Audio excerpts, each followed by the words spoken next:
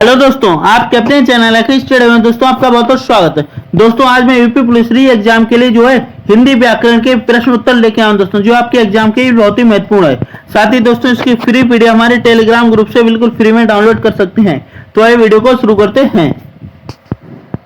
पहला क्वेश्चन है हमारा, जिनका उच्चारण स्वतंत्रता से होता है। दोस्तों कैसा उच्चारण होता है? स्वतंत्रता से होता है, और जो व्यंजन के उच्चारण में सहायक होते हैं उसे क्या कहते हैं? अर्थात जिनका उच्चारण कैसा स्वतंत्र हो, ठीक है, और व्यंजन के उच्चारण में क्या सहायता करें, ठीक है, तो उन्हें हम क्या कहते हैं? उन्हें हम स्वर कहते हैं। क्या कहते हैं? स्वर कहते हैं। Option B is the right answer. साथ ही दोस्तों स्वर की संख्या कितनी? 11 होती है। स्वर की संख्या कितनी होती है? 11 होती है। यहाँ पे व्यंजन की बात की, किसकी बात करेगी? व्यंजन की। तो व्यंजन हमारे 33 होते हैं। व्यंजन कितने होते हैं? व्यंजन 33 होते हैं। तो ऑप्शन बी को हम राइट आंसर लगाएंगे। नेक्स्ट, निम्नलिखित में से कौन सा एक दीर्घ स्वर नहीं है? इनमें से कौन सा जो एक दीर्घ स्वर नहीं है? दोस्तों जो हमारे स्वर 11 होते हैं, स्वर कितने होते हैं? 11 होते हैं। तो इन 11 स्वरों को दोस्तों 3 भागों में बांटा है। कितने में? 1, 2 और 3 भागों में बांटा गया है। तो सबसे पहले इसमें हर्ष स्वर आता है। कौन सा? हर्ष स्वर, जिसकी संख्या 4 होती है। कितनी होती है? 4। दीर्घ स्वर जिसकी संख्या होती है 7। दीर्घ स्वर इसकी संख्या कितनी होती है? 7। तो 7 और 4 11। एक होता है तीसरा प्लुप्त स्वर, जिसकी संख्या 1 होती है, ठीक है। तो इसमें पूछा दीर्घ स्वर नहीं है। क्या दीर्घ स्वर नहीं है? तो दोस्तों इसमें जो है हमारा दीर्घ स्वर ई नहीं है। दोस्तों क्या नहीं है? ई। क्या दोस्तों? ई। क्योंकि इसमें जो है हमारा आ ई उ रे, आ ई उ रे, ये काय में आता है? ये हमारा हर्ष स्वर के अंतर्गत आता है। तो ऑप्शन ए दोस्तों, कौन सा? ऑप्शन ए हमारा राइट आंसर हो जाएगा। बाकी ई ए ओ, ठीक है, और आ ई उ ओ औ, ये हमारे सब दीर्घ स्वर के अंतर्गत जाते हैं। तो ऑप्शन ए हमारा राइट आंसर हो जाएगा। निम्नलिखित में से अंतस्थ व्यंजन कौन सा? इनमें से कौन सा व्यंजन जो हमारा अंतस्थ व्यंजन है? तो दोस्तों अंतस्थ व्यंजन होते क्या है? जिन व्यंजनों का उच्चारण स्वरों और व्यंजनों के मध्य का होता है, यानी स्वर और व्यंजनों के मध्य का होता है, उन्हें अंतस्थ व्यंजन कहते हैं। इनकी संख्या 4 होती है। कितनी होती है? इनकी संख्या 4 होती है। कौन कौन से होते हैं? एक या, एक रा, एक ला, एक वा, ये 4 होते हैं दोस्तों, ठीक है। या रा ला वा, ये 4 होते हैं। तो इसमें जो दोस्तों हमारा क्या हुआ? ऑप्शन सी वाला, ये हमारा अंतस्थ व्यंजन है। कौन सा पूछा गया? तो ऑप्शन सी वाला जो है राइट आंसर हो जाएगा। हिंदी भाषा में कुल कितनी लिपियां हैं? हिंदी भाषा में कुल कितनी लिपियां हैं? तो हिंदी भाषा में टोटल दोस्तों लिपियां या वर्ण की बात की है। क्या दोस्तों? वर्ण। तो हमारे टोटल 52, कितने? 52 वर्ण हैं दोस्तों। हिंदी वर्णमाला में ऊष्म व्यंजन कौन से हैं? हिंदी वर्णमाला में ऊष्म व्यंजन कौन से हैं? तो ऊष्म व्यंजन भी होते हैं दोस्तों जिनके उच्चारण करते समय जो ऊष्मा यानी अधिक घर्षण होता है। क्या होता है? अधिक घर्षण होता है, उन्हें हम ऊष्म व्यंजन कहते हैं। इन ऊष्म व्यंजन की संख्या 4 है दोस्तों। कितनी है? 4 होती है। कौन से हैं दोस्तों?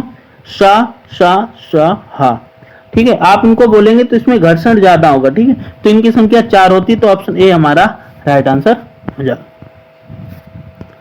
यार अलावा को कौन सा व्यंजन कहते हैं? यार अलावा को कौन सा व्यंजन कहते हैं? तो दोस्तों अभी मैंने आपको बताया था यार अलावा को हम अंतस्थ व्यंजन कहते हैं। क्या कहते हैं? अंतस्थ व्यंजन। तो अंतस्थ व्यंजन हमारे ऑप्शन बी में है। किसमें है? Option B. ऑप्शन बी हमारा राइट आंसर हो जाएगा दोस्तों। स्पर्श व्यंजन। तो स्पर्श व्यंजन की संख्या दोस्तों कितनी है? 25 होती है। स्पर्श व्यंजन की संख्या कितनी होती है? 25 होती है। साथ ही दोस्तों इनको 5 भागों में बांटा गया। कितने? 1, 2, 3, 4 और 5 भागों में बांटा गया। प्रत्येक में 5-5 है। प्रत्येक में कितने? 5-5 व्यंजन होते हैं। उस व्यंजन की संख्या कितनी है? उस व्यंजन संख्या 4 है। कितनी है? 4 है। अभी मैंने आपको बताया था, ठीक है। निम्नलिखित में कौन सा ऊष्म व्यंजन है? निम्नलिखित में कौन ऊष्म व्यंजन है? तो ऊष्म व्यंजन हमारे 4 हैं। स्वा, सा, सा और हा। तो इसमें हमारा क्या? हा। ऑप्शन ए वाला, ये हमारा ऊष्म व्यंजन के अंतर्गत आएगा। Option A is the right answer.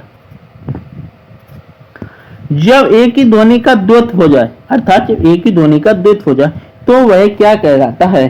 तो दोस्तों जब एक ही ध्वनि का द्वैत हो जाए तो वहां पे युग्मक, क्या? युग्मक, युग्मक ध्वनियां कहते हैं। Option B is the right answer. संयुक्त संयुक्त ध्वनि यानी संयुक्त व्यंजन जो होते हैं दोस्तों, इनकी संख्या 4 होती है। कितनी होती है?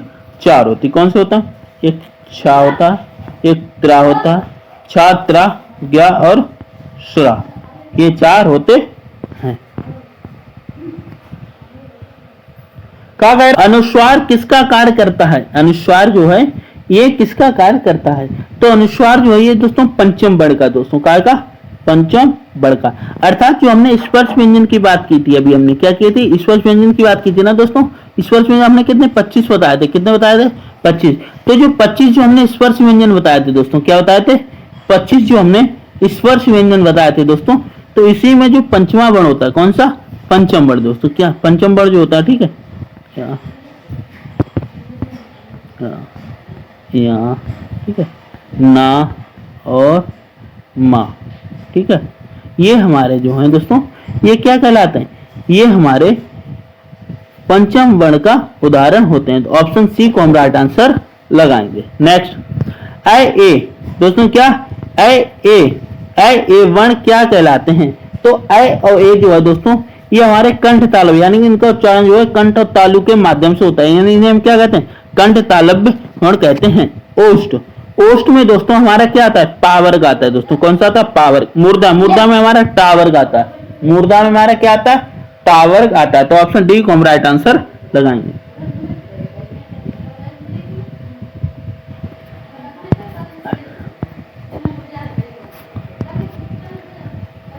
वह छोटी से छोटी ध्वनि जिसके टुकड़े नहीं हो सकते उसे क्या कहते हैं? यानी वह छोटी छोटी ध्वनि जिसके टुकड़े ना हो सके, तो इसमें वह हमारी क्या कहलाती है? वर्ण कहलाती है। क्या कहलाती है? वर्ण कहलाती है। Option A is the right answer.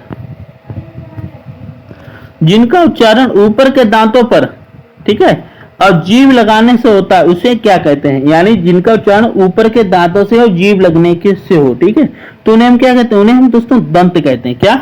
दंत कहते हैं। अर्थात उदाहरण देके देख लो, चाहे दंत वाले, जैसे ता, ता, था, ता था, दा, दा और ना, हमारा ता था, दा, दा, ना।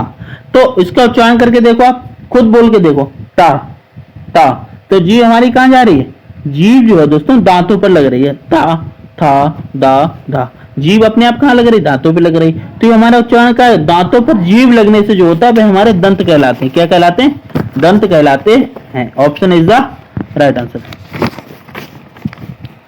किसी वस्तु को व्यवहार में लाना, इसका क्या अर्थ है? यानी किसी वस्तु को व्यवहार में लाना, इसका क्या अर्थ है? उपयोग करना, अनुपयोग करना, प्रयोग करना या सदुपयोग करना। तो इसका सही उदाहरण होगा दोस्तों, यानी इसका व्यवहार में लाने का अर्थ आता है उपयोग में लाना, सॉरी प्रयोग में लाना। क्या लाना? प्रयोग में लाना। Option C is the right answer. निम्नलिखित में से किस शब्द, क्या दोस्तों, किस शब्द में स्वर व्यंजन संबंधी अशुद्धि नहीं है? संबंधी अशुद्धि नहीं है दोस्तों। तो आरोग्य हमारा गलत लिखा, ईसाई गलत लिखा है, ऊर्जस्वी, ऊर्जस्वी बिल्कुल सही लिखा दोस्तों, ऊर्जस्वी बिल्कुल सही लिखा, अतुशाक्य गलत लिखा। तो ऑप्शन सी हमारा राइट आंसर हो जाए। जो संज्ञा, सर्वनाम आदि शब्दों से जुड़कर नए शब्दों की रचना करते हैं उन प्रत्ययों को क्या कहते हैं? तो दोस्तों उन प्रत्ययों को हम तद्धित प्रत्यय कहते हैं। क्या कहते हैं? तद्धित प्रत्यय कहते हैं। अर्थात जो संज्ञा और सर्वनाम में जुड़कर नए शब्द बनाए उन्हें हम तद्धित प्रत्यय कहते हैं। Option is the right answer. जिस समास में पूर्व पद क्या गौड़ हो तथा उत्तर पद हमारा क्या प्रधान हो, उसे कौन सा समास कहते हैं? तो दोस्तों जिसमें समास में पूर्व पद गौड़ था, उत्तर पद समास, उसे हम तत्पुरुष समास कहते हैं। क्या कहते हैं? तत्पुरुष समास कहते हैं। साथ ही दोस्तों तत्पुरुष समास के 8 भेद होते हैं। जो सर्वनाम संज्ञा शब्दों के मेल से बनते हैं उन्हें क्या कहते हैं? जो सर्वनाम संज्ञा शब्दों के मेल से बनते हैं उन्हें क्या कहा जाता है? तो दोस्तों उन्हें संयुक्त सर्वनाम कहा जाता है। क्या कहा जाता है? संयुक्त सर्वनाम। अर्थात जो सर्वनाम शब्द संज्ञा शब्दों के मेल से बने इसलिए उन्हें संयुक्त सर्वनाम कहते हैं। Option C is the right answer. जिस क्रिया से संचालित व्यापार का फल कर्ता को छोड़कर कर्म पर पड़ता है, काय को?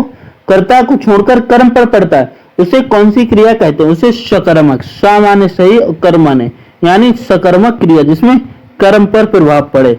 अकर्मक क्या होता है? जिसमें कर्म पर ना प्रभाव पड़े दोस्तों, ठीक है, ये हमारा अकर्मक कहलाता है। निम्नलिखित शब्दों में कौन सा शब्द संबंधवाची, कौन सा शब्द हमारा संबंधवाची है दोस्तों? देव, देवी, दैवीय, देवता। तो दैवीय दोस्तों, क्या कहते हैं ना, दैवीय शक्ति, तो ये हमारा क्या संबंधवाची, option C is the right answer. क्रिया के जिस रूप से क्रिया निष्पादन के समय का ज्ञान हो उसे क्या कहते हैं?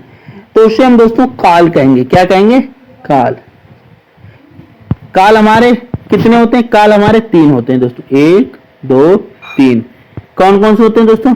एक हमारा होता है वर्तमान काल, एक होता है वर्तमान काल, ठीक है, एक होता है भूतकाल, एक होता है भविष्य काल। क्या? भविष्य काल, ठीक है। तो काल कितने होते हैं? 3, वर्तमान, भूत और भविष्य, ठीक है। यानी निष्पादन का मतलब क्या है? जैसे वर्तमान की बात होती है, ठीक है, तो वह खाना खा रहा है, ये वर्तमान की बात है। वह खाना खा रहा था, भूतकाल है। वह खाना खाएगा, ये भविष्य काल की बात है, ठीक है। तो option B is the right answer. वाक्य में प्रयुक्त शब्दों में परस्पर सामंजस्य को क्या कहते हैं? यानी वाक्य में प्रयुक्त जो सामंजस्य होता है दोस्तों, उनसे अन्वय कहा जाता है। क्या कहा जाता है? अन्वय कहा जाता है। Option B is the right answer. निम्नलिखित में से कौन सा शब्द प्रत्यय और उच्चारण के आधार पर व्यंजन का वर्गीकरण नहीं है? यानी कौन सा शब्द जो प्रत्यय और उच्चारण के आधार पर व्यंजन का वर्गीकरण नहीं है, तो उसे हम क्या कहते हैं? सगोष कहते हैं। क्या कहते हैं? सगोष कहते हैं। Option C is the right answer.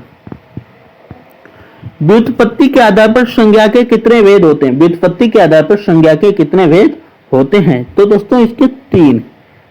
Option B को हम राइट आंसर लगाएंगे। नेक्स्ट, समानाधिकरण किस अव्यय का अवयव है? समानाधिकरण किस अव्यय का वेद है? तो दोस्तों समुच्चय बोधक का, दोस्तों किसका? समुच्चय बोधक का क्या है? अव्यय का वेद है। Option A is the right answer. निम्नलिखित में कौन सा शब्द पुल्लिंग है? कौन सा शब्द पुल्लिंग है? आइए देखते हैं। दीमक पेड़ में लगी या लकड़ी में लगी, ठीक है। रात हुई, रात हुई। वर्षा हुई। अब ये जो तीनों दोस्तों हमारे स्त्रीलिंग है, तो लास्ट में विदुर क्या बचा? ये पुल्लिंग है। साथ ही दोस्तों विदुर किसके लिए? पुरुष के लिए होता है। किसके लिए? पुरुष के लिए होता है। तो ये हमारा पुल्लिंग हो जाएगा।